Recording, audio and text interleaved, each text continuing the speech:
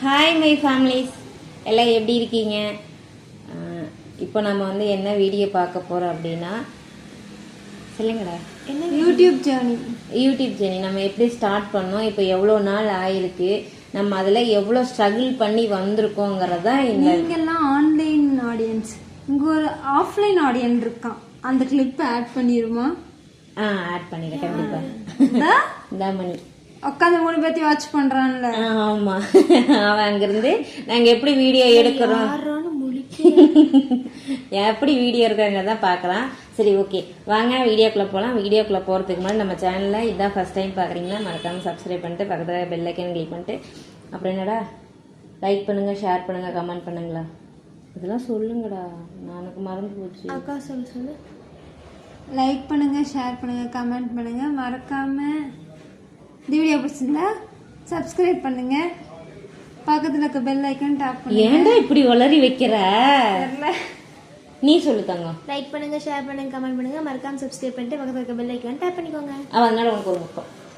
இவன் அழகா சொல்லிட்டான், நீ தப்பா சொன்ன, உனக்கு ஒரு முட்டம். இவனும் தப்பா சொல்லிட்டான், முட்டை வேண்டாமா? சரி, மோடிக்குன்னு சொல்லிடுவாங்க, பேசு. சரி, ஓகே. இப்போ நம்ம எப்படி வந்து சேனல் ஸ்டார்ட் பண்ணோம் அப்படின்னு சொல்லிட்டு நிறைய பேர் கொஸ்டின் வந்து கேட்டுட்டே இருந்தீங்க. என்ன ரீசனுக்காக, என்ன பர்பஸ்க்காக நம்ம வந்துட்டு இன்னும் 1 வீக்ல இது டிஸ்டர்ப் ஆகுமா ஆகாதா, எதுக்காக நம்ம சேனல் ஸ்டார்ட் பண்ணோம்,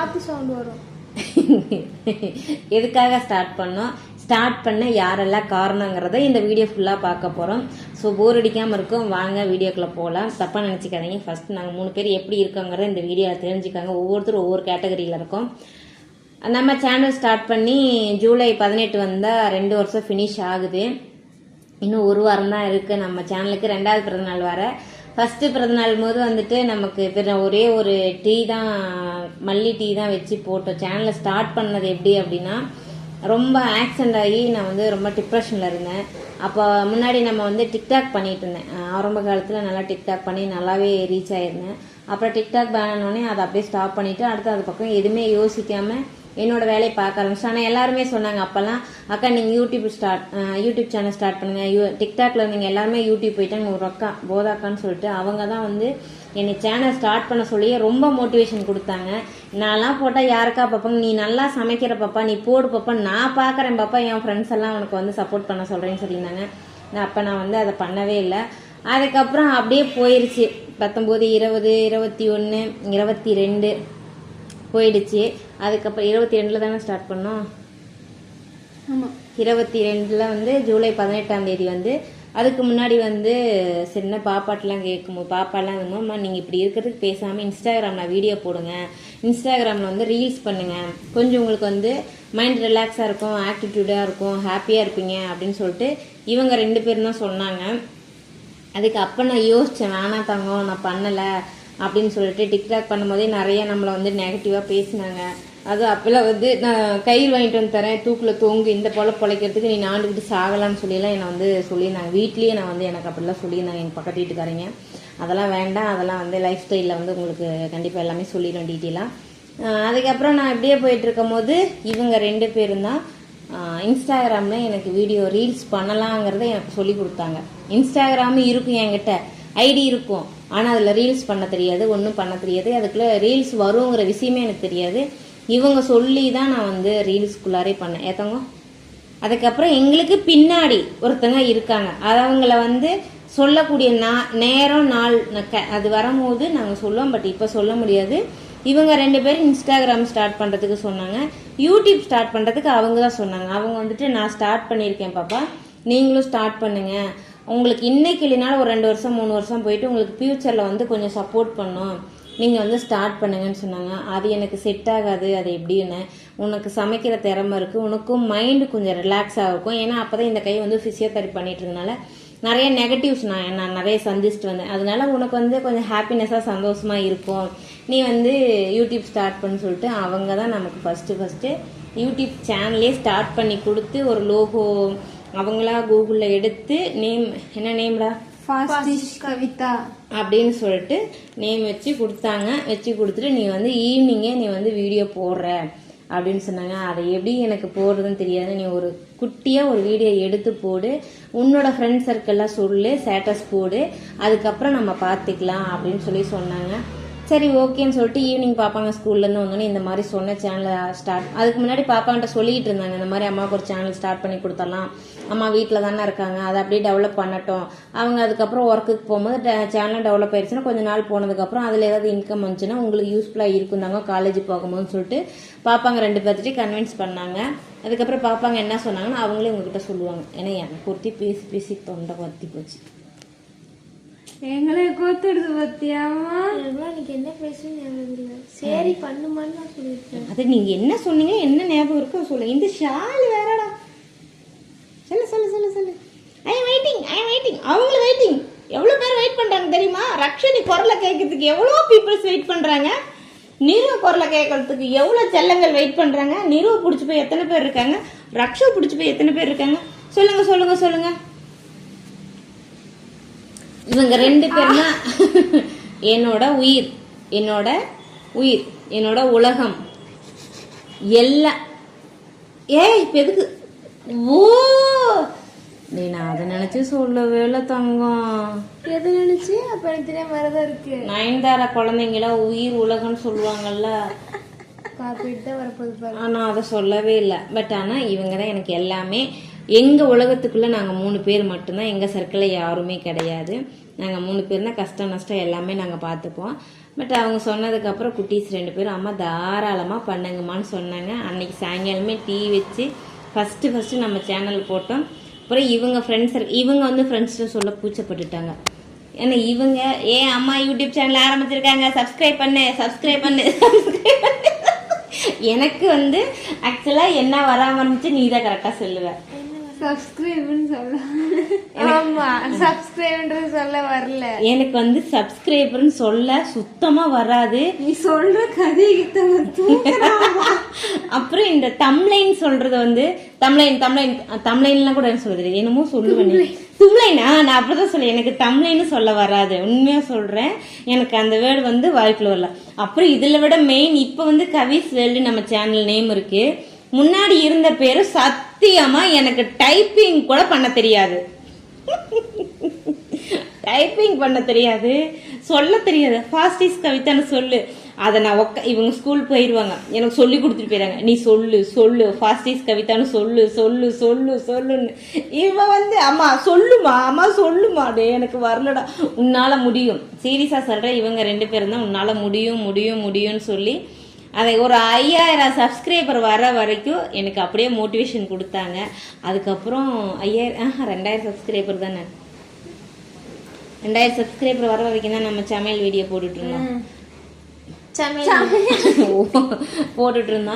அப்புறம் எனக்கு என்னடா எவ்வளோ திரும்பி போவோம், ஒரு 10 வியூஸு, 100 வியூஸு, 150 வியூஸே போகாது. ஷார்ட்ஸ் எல்லாம் போட்டால் 700 800 அப்படிதான் போகும். ஒரு மாதிரி கஷ்டமா இருந்துச்சு. அப்போ என்கிட்ட ஃபோனும் ப்ராப்பரான ஃபோன் இல்லாமல் இருந்துச்சு, ரொம்ப கஷ்டமா இருந்துச்சு. என்னடா இப்படி இருக்குன்னு சொல்லிட்டு அப்படியே ஸ்டாப் பண்ணிட்டு போறதே நிப்பாட்டிட்டான். அதுக்கப்புறம் நானும் இவனும் ஏதோ டீ வச்சு கலாய்ச்சிட்டு இருந்தோம். அந்த ஒரு வீடியோ தான் ஃபர்ஸ்ட் எங்களுக்கு வந்து 3200 வியூஸ் ஏதோ, அதாவது போயிருந்துச்சு. 3.2K views போயிருந்துச்சு. அப்பதான் எங்களுக்குள்ளாரே ஒரு வந்து ஆனந்தம் வந்துச்சு. அந்த வீடியோ வியூஸ் பண்ணும்போது நான் எப்படி ரியாக்ட் பண்ண கேளுங்க. இவனை மறந்துட்டியாடா? அந்த அக்கா நானும் டீ குடிக்கிற மாதிரி ஒரு வீடியோ போட்டேன். உப்பு போட்டு கொண்டு வந்து கொடுத்தேன்ல, அந்த ஒரு வீடியோ. அது உப்பு தண்ணியில டீ வச்சாங்க. உப்பு தண்ணின்னா புட்டுக்கு மாவு பிசைஞ்சு வச்சிருந்தேன், அந்த தண்ணி கொஞ்சம் இருந்துச்சு, அதிலே பால் ஊற்றி அதிலே சக்கரை போட்டு டீ வச்சாங்க, உப்பு கரிச்சுது. அந்த ஒரு வீடியோ வந்துட்டு 3200 வியூஸ் போயிருந்துச்சு. ரொம்ப ஹாப்பியாக இருந்துச்சு. அப்போதான் எங்களுக்குள்ளாரையே நம்மளால முடியும், நம்ம பண்ணலாம் அப்படின்னு சொல்லிட்டு திரும்ப விடாமுயற்சியாக நான் பண்ணிகிட்டே இருந்தேன். அப்பயும் சமையல் வீடியோவாக போட்டேன். ஆக்சுவலாக நான் ஃபர்ஸ்ட்டில் பார்த்தீங்கன்னா சமையல் வீடியோவாக போட்டேன். எனக்கு அது சுத்தமாக ரீச் ஆகலை. அதுக்கப்புறம் ஓகே என்ன பண்ணுறதுன்னு தெரியாமல் தான் ஏதோ ஒரு விளாக் போட்டிருந்தோம். ஏதோ ஒரு விளாக் போட்டிருந்தோம். அது வந்து 2K போச்சு. அப்போ நம்ம விளாக் தான் நம்ம சேனலுக்கு செட் ஆகுது போல் அப்படின்னு சொல்லிட்டு நம்ம சேனலில் வந்து விளாகு, அப்புறம் காலையில் ரொட்டீன் இந்த மாதிரி அப்படியே போட ஆரம்பித்தோம். அப்படியே போச்சு. அது நமக்கு வந்து 50,000 சப்ஸ்கிரைபர் வர வரைக்குமே எனக்கு வந்து வாட்சிங் ஹவர்ஸ் எவ்வளோ இருந்துச்சுன்னா 50,000 சப்ஸ்கிரைபர் 25,000 சப்ஸ்கிரைபர்ப்பா 25,000 சப்ஸ்கிரைபர் வரும்போது வெறும் 750 மணி நேரம் தான் எனக்கு வாட்சிங் ஹவர்ஸே வந்துருந்துச்சு. எனக்கு வாட்சிங் ஹவர்ஸே வரல. எனக்கு ரொம்ப கஷ்டமாக இருந்துச்சு. அப்புறம் விடாமுயற்சியா போன ஆகஸ்ட் ஜூலை ஆகஸ்ட்லாம் பார்த்தீங்கன்னா ஜூன் ஜூலைலாம் விடவே இல்லை. அப்போல்லாம் நான் முடியாதுன்னு சொல்லிட்டு போட்டே இருந்தேன்.